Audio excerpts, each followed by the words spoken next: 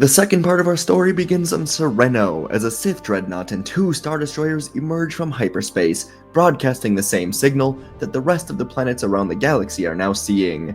The signal, created by the new Jedi Council Empire, states that the war is over. Both the Separatists and the Republic are expected to surrender to the Jedi Empire, or they will be destroyed without mercy. This Sith fleet, emerging from the new, smaller, less effective version of the Starforge, was spreading across the galaxy like wildfire.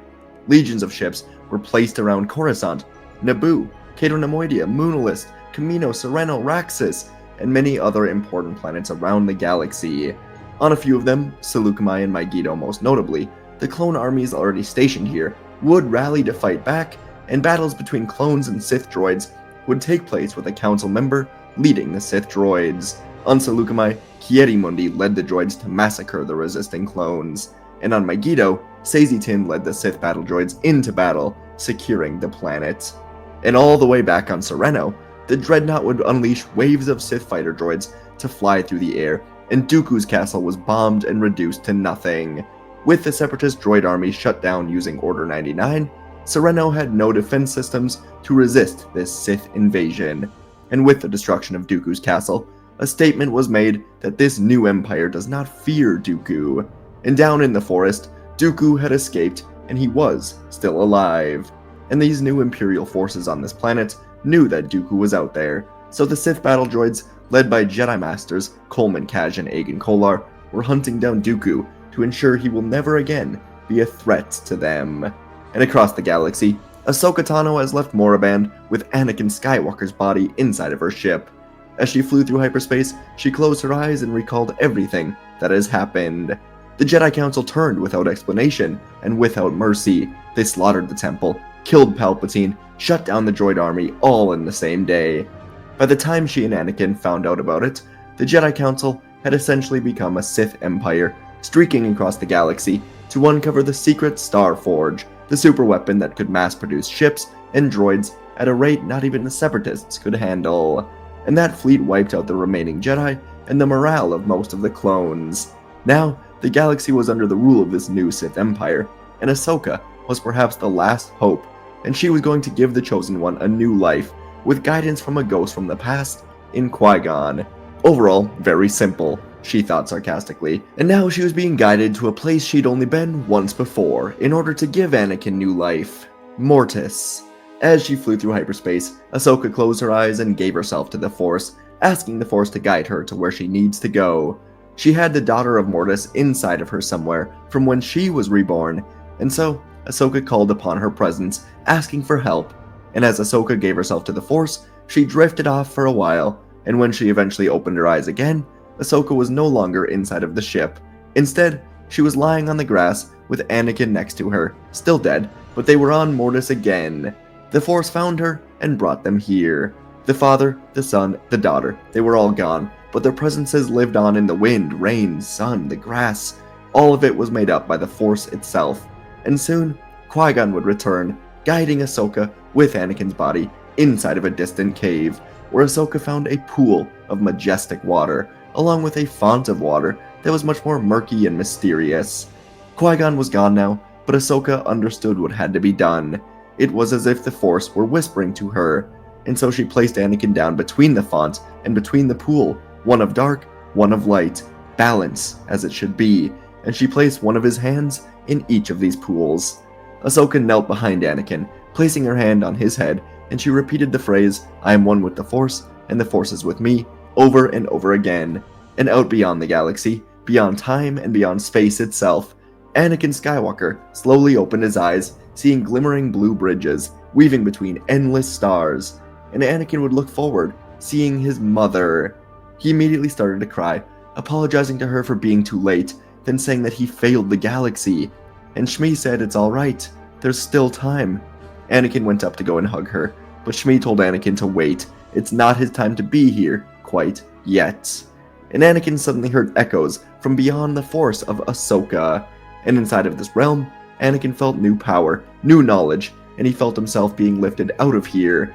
He told his mother that he cannot leave her again, but Shmi said that she is always with him, and she told Anakin to go be the hero he was always meant to be, with his new powers, that Ahsoka is helping him achieve. In the Mortis Cave, as Ahsoka continued her repeating of this phrase, the wind began to swirl around in here, mixing with more whispering from the Force, and finally, Anakin's eyes opened, and he sat up, gasping for air. He looked around frantically, and just from the feeling of this place alone, he knew they were on Mortis again. Anakin realized he had no injuries, and instead of feeling weak, he felt so much stronger.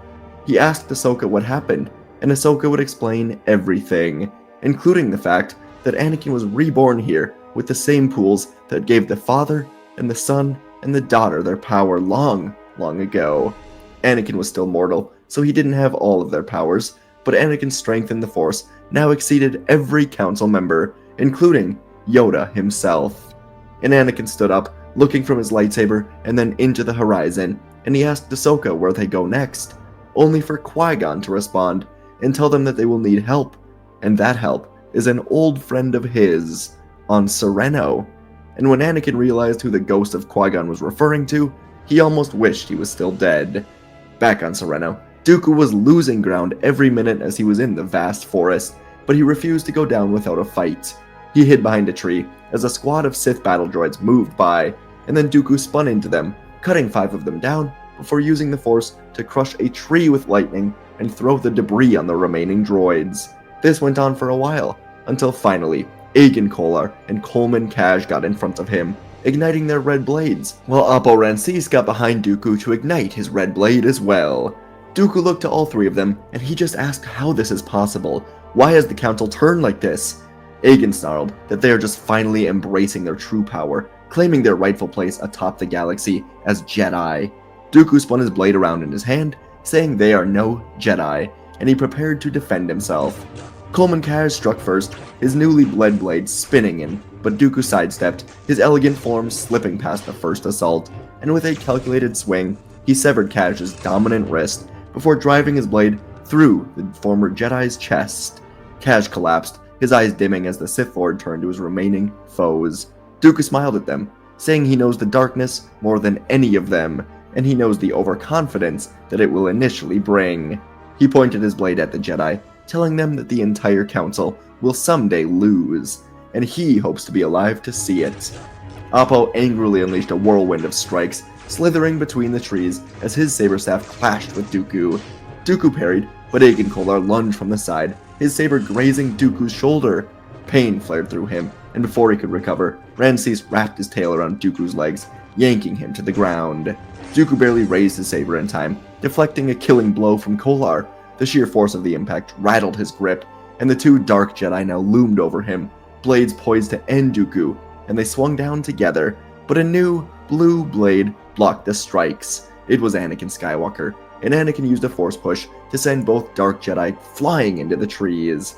Dooku exhaled sharply, telling Anakin he didn't think he'd ever be happy to see him, and Anakin couldn't believe he was now fighting side by side with Dooku.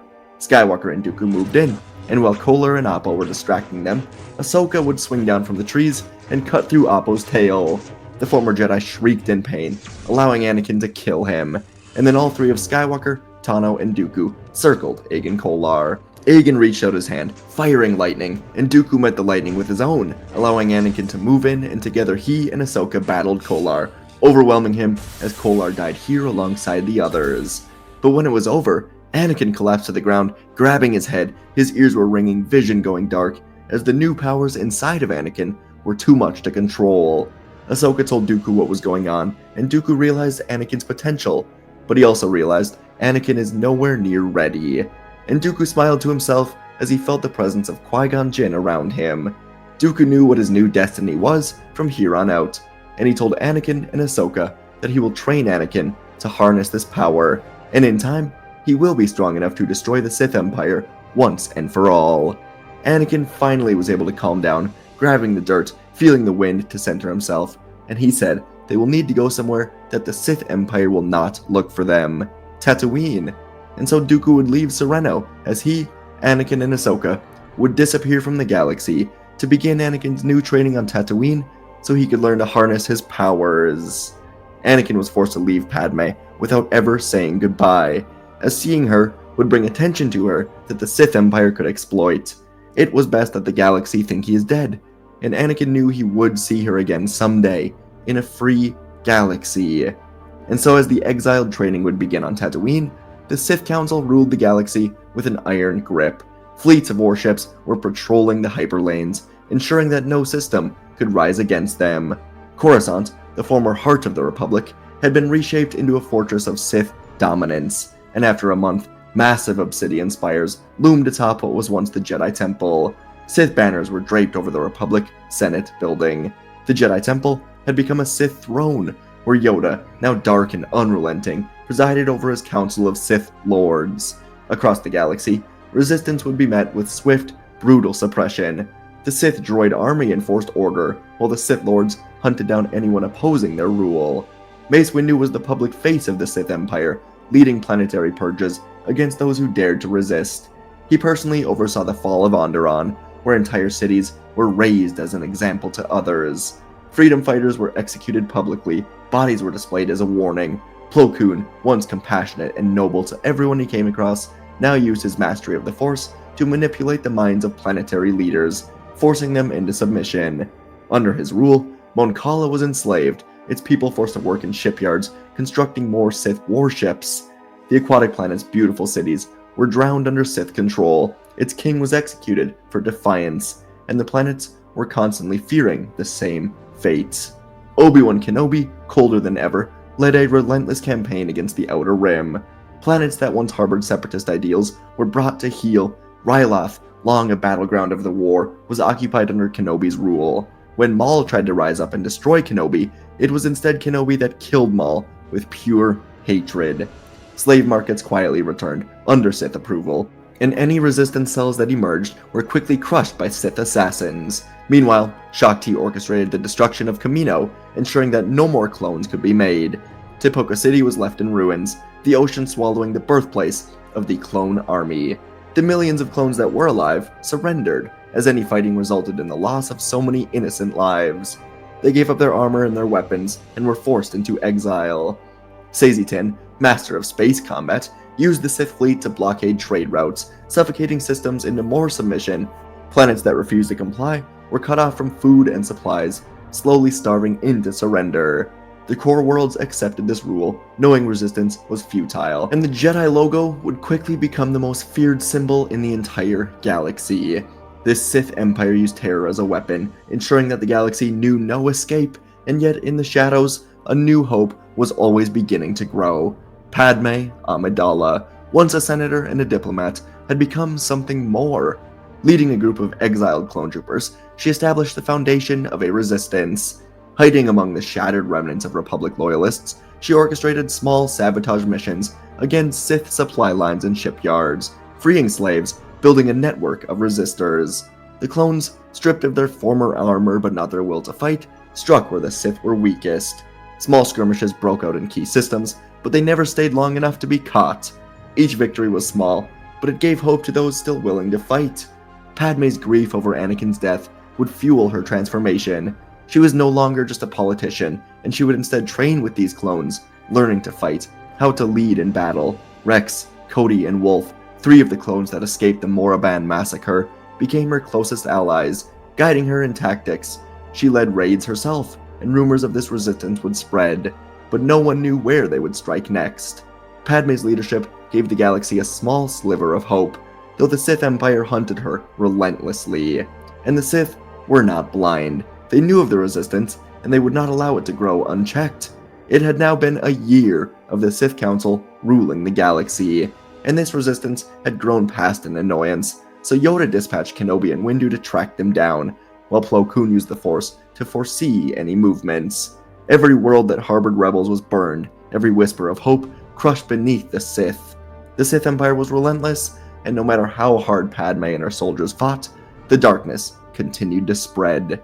The galaxy had surrendered, and the Sith made sure that none could rise against them. But on Tatooine, after this full year, Anakin Skywalker was stronger than he ever could have imagined. He harnessed the true power of the Chosen One, controlling the anger of the son, enhancing the serenity of the daughter, becoming what he was destined to be. Dooku had changed completely, seeing firsthand what the dark side could truly do to the galaxy, and this was not what he wanted. And so during this year, whenever there was time, Dooku and Ahsoka would work together to explore ways to undermine the Sith Council, and all of it would come back to the exact same answer, time and time again.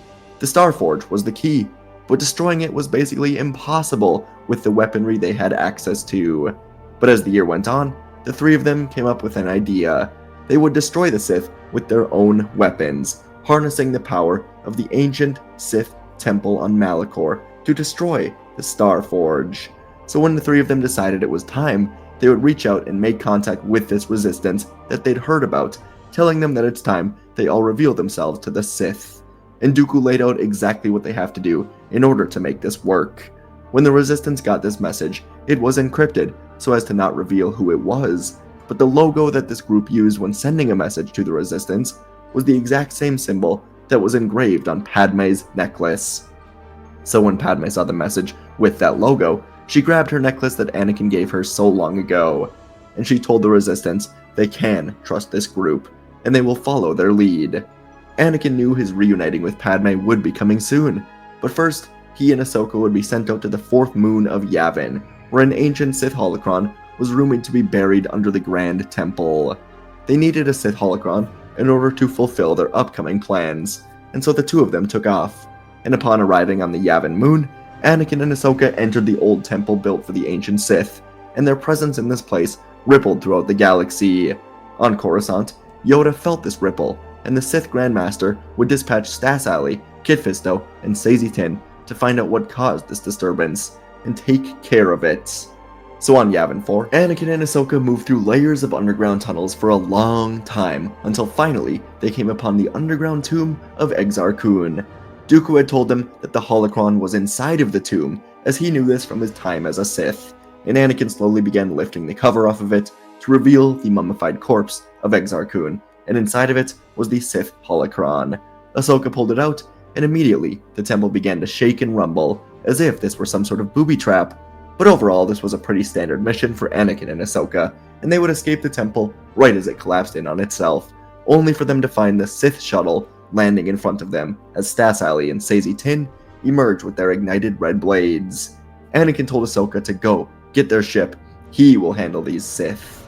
And the Sith Masters Allie and Tiin held up their blades, couldn't believe their eyes. The Chosen One was alive. Tiin said that Yoda will be pleased to have Skywalker's head presented to him, and Anakin ignited his own blade, saying he never really did like either of them, and he jumped into the duel. The two of them swung at Anakin, red blades cutting through the dense jungle mist, and Anakin barely moved, deflecting their strikes with his new effortless power. When Tiin attempted to overwhelm him with a barrage of lightning, Anakin raised a single hand, using a surge of power to seize the lightning and send it right back into Tiin.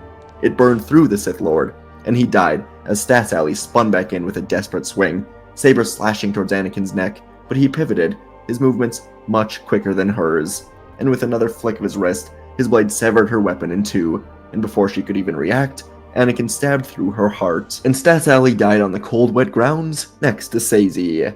Anakin turned, running over to find Ahsoka, but instead he would find Sith Master Kit Fisto holding Ahsoka in a headlock with his lightsaber to her head, telling Anakin not to take another step, or she dies. Anakin put his hands up, dropping his saber, and Ahsoka closed her eyes. Fisto thought it was out of fear, but Anakin knew what she was really doing.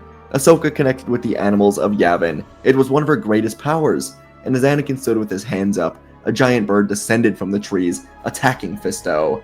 This allowed Ahsoka to roll away, and both her and Anakin used the Force to grab Fisto, holding him in place, as the animal would kill the Sith Lord, allowing the Jedi to leave Yavin with the holocron, returning to Dooku on Tatooine, and they realize now that only 6 Council Sith remain: Yoda, Windu, Kenobi, Plo Koon, Ki-Adi-Mundi, and Shaak-Ti, and they will surely all be falling right into the Jedi trap that Dooku, Anakin, and Ahsoka were ready to set up. Anakin and Ahsoka did feel bad about all of this, but Dooku told them what this must be. It had to be some sort of dark side spell, and there was no coming back. They had to eliminate them, as the Jedi parts of all of these 6 council members were already dead.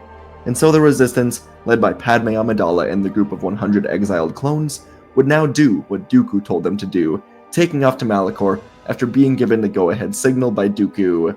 But inside of this tight-knit group, there was a spy. One of the clone troopers was under the dark side influence of Windu, mind-tricked into infiltrating this group and reporting on them.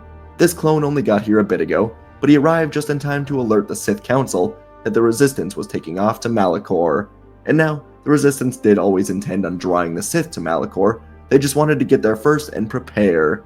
But instead, the singular Resistance cruiser would come out of hyperspace and immediately come face to face with the Starforge. Padme felt the hope immediately drain from all of this, as her ship was being pulled into the tractor beam. But the Sith Council thought that this was it.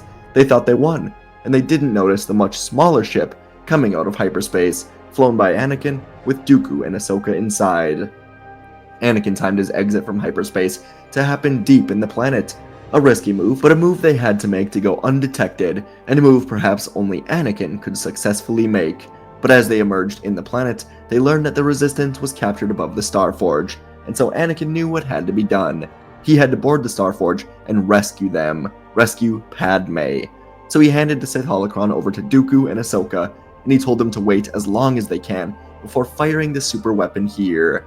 The Sith temple in front of them had a cannon inside of it that could destroy the Starforge quickly, and the former Jedi counselors were unaware of it. Dooku learned of this from Sidious, and so Dooku and Ahsoka took the holocron as Anakin flew up to space, alerting the Forge of his fake surrender. The Sith Council was alerted that Anakin is alive and surrendering, and Windu told the droids to let him board.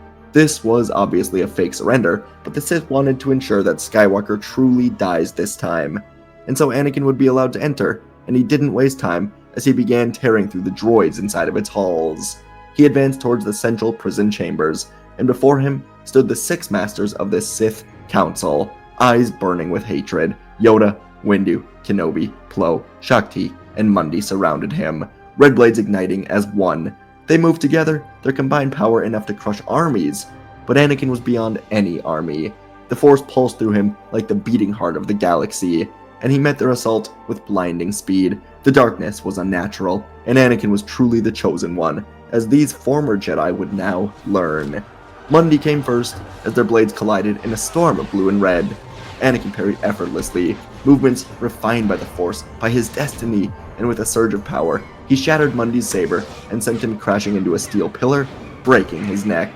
Windu moved in, his mastery of the dark power making him strong, but Anakin met him head-on, sheer presence disrupting the Dark Lord's rhythm. Anakin twisted to block strikes from Plo and Shakti, then finishing his spin with a devastating strike that sent Windu sprawling, his own saber clattering away. Plo and Shakti attacked again in unison, agility and speed weaving around Anakin, but he was untouchable. He spun through their attacks, disarming Plo with the flick of his wrist, then impaled Shakti with a final, decisive stroke as she died on the floor. Windu, Kenobi, Plo Koon, and Yoda still stood, and they were circling around Skywalker. Back on the surface of Malachor, Ahsoka and Dooku were waiting to fire the weapon until Anakin gave them the all-clear signal, and they now fought with desperate determination as Sith battle droids swarmed the temple, more of them pouring out of the Starforge. Blaster fire rained down on them, and for every droid cut down, another would take its place. The ancient Sith temple pulsed with raw energy, the holocron now fully activated, but they needed more time. Dooku fought with the grace of a Jedi Master, reborn from his darkness, saber carving through waves of mechanical enemies. Ahsoka and her 2 blue sabers cut down droid after droid, but the enemy was endless, and the weight of numbers was pushing them back.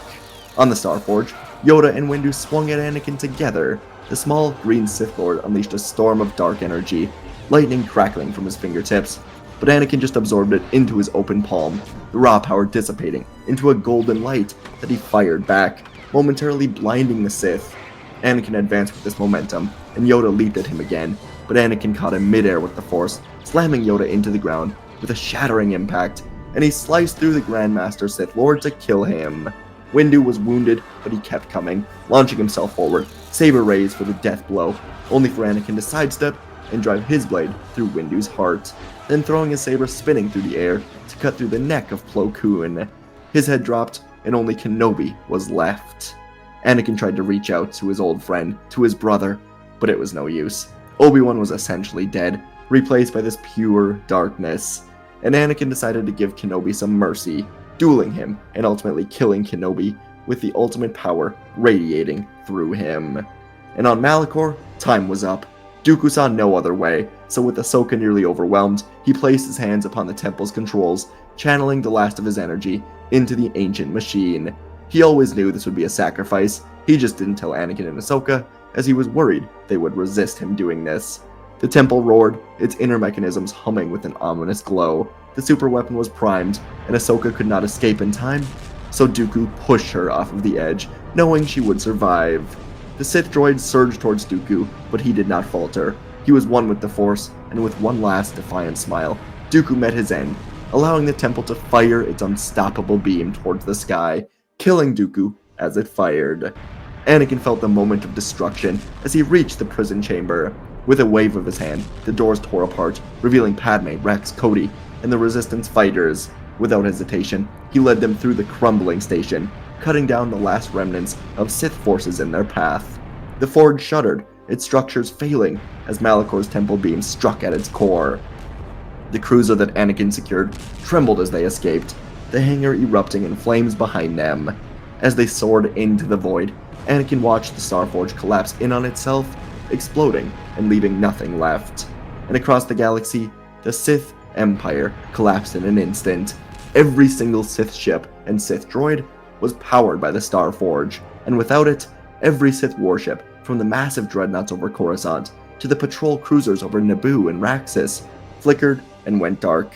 Their engines failed, weapons powered down, and within moments, one by one, they detonated in bursts of fire and debris. The Sith droid army collapsed where they stood, lifeless, frozen in place, connection to the Starforge severed forever.